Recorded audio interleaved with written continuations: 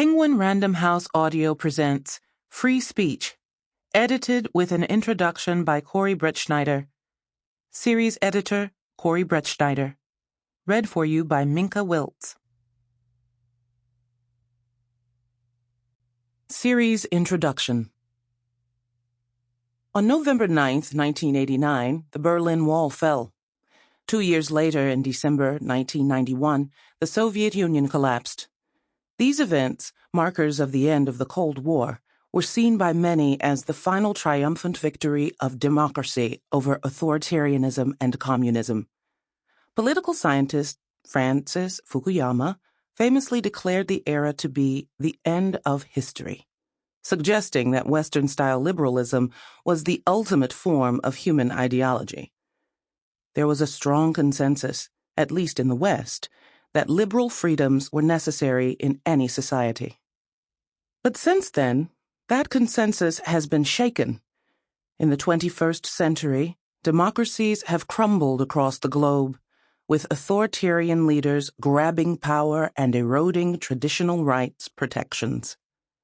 Examples abound. Mexico and the Philippines embarked on extrajudicial drug wars. Nicolas Maduro's regime brought a state of near famine to Venezuela. Poland's Law and Justice Party functionally turned parts of the media into its propaganda arm. In countless other countries, leaders have impinged on citizens' freedom. Even the United States, where liberal freedoms have often been taken for granted, has faced powerful movements and leaders who have disputed the legitimacy of the very rights that underpin our democracy. Yet in the United States, calls to restrict rights have always run up against a powerful adversary, one that dates back to the country's founding, the Constitution of the United States. This Penguin Liberty series is designed to explore the Constitution's protections, illuminating how its text and values can help us as modern citizens to reflect on the meaning of liberty and understand how to defend it. With rights-based democracy under attack from all angles, it is crucial to engage in ongoing discussion about the meaning of liberty, its limits, and its role in the modern world. Certainly, the ideal of liberty has been present in America since the dawn of the American Revolution, when Patrick Henry reportedly declared, "Give me liberty or give me death." In 1776, the Declaration of Independence proclaimed liberty an unalienable right, along with life and the pursuit of happiness, enshrining it as a central American aspiration. These statements, however, are only a start in thinking about liberty. Mistakenly, they seem to suggest that liberty is absolute, never limited. But in this series, we will see that idea continually challenged. Various liberties sometimes conflict, and we must deliberate among them. Importantly, the liberty to be free from government intervention, or what the British philosopher Isaiah Berlin called negative liberty, must sometimes be balanced against our liberty as a democratic people to govern in the general interest, an idea he called positive liberty. Thus, the series will also emphasize the importance of liberty not only in terms of freedom from government intervention, but also as self-government, the freedom of all of us collectively to decide on our own destinies. Ratified in 1788, the Constitution was an attempt to codify the high ideal of liberty as self-government. Through intense debate at the Constitutional Convention, a document was forged that limited government power and gave people a say in how they were to be governed. Its goal was to secure the blessings of liberty to ourselves and our posterity. Still, many Americans were not convinced the Constitution went far enough in protecting their individual freedom from government coercion. What Berlin would call negative liberty. Although the push for a Bill of Rights failed at the Constitutional Convention, The first Congress ratified one in 1791.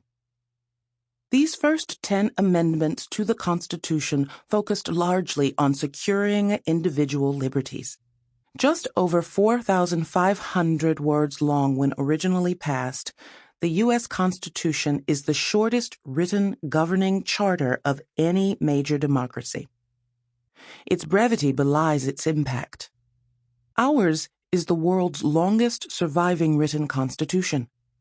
Some scholars estimate that, at one time, as many as 160 other nations based their constitution, at least in part, on the U.S. Constitution.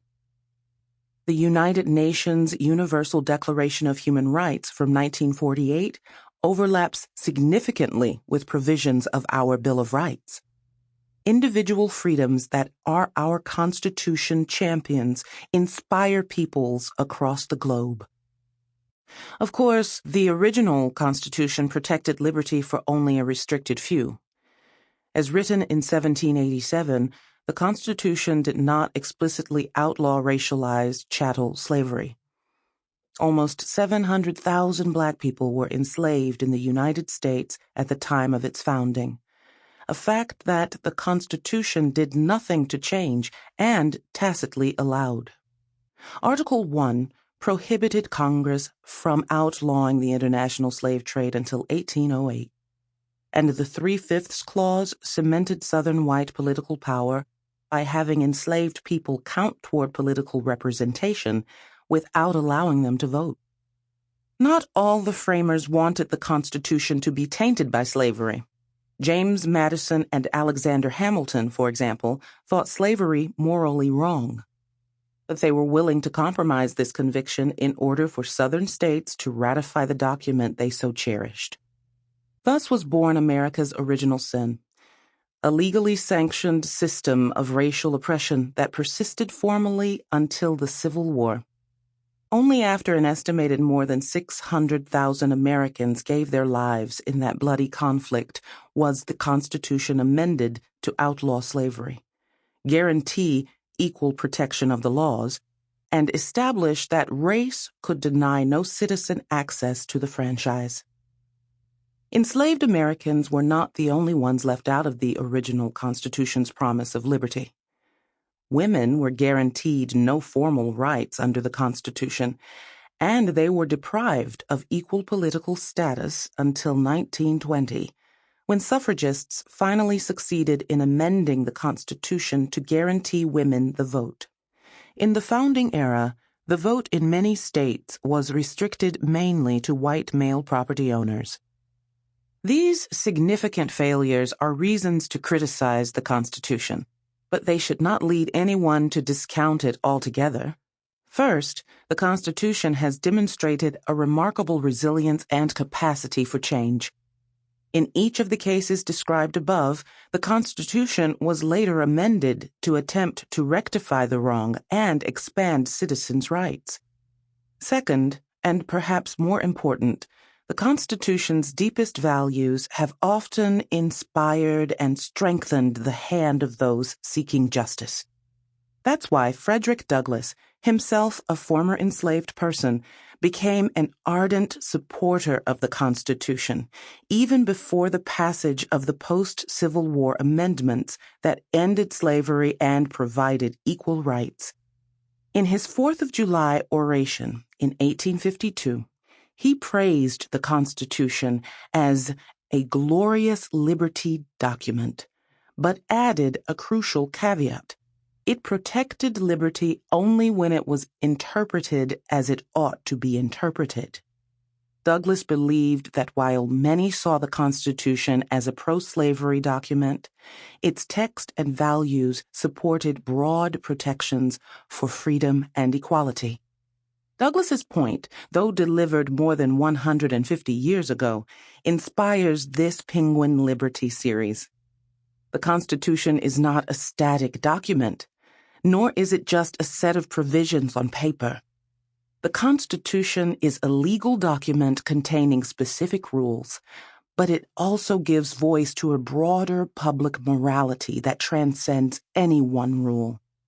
What exactly that public morality stands for has always been up for debate. Sample complete. Ready to continue?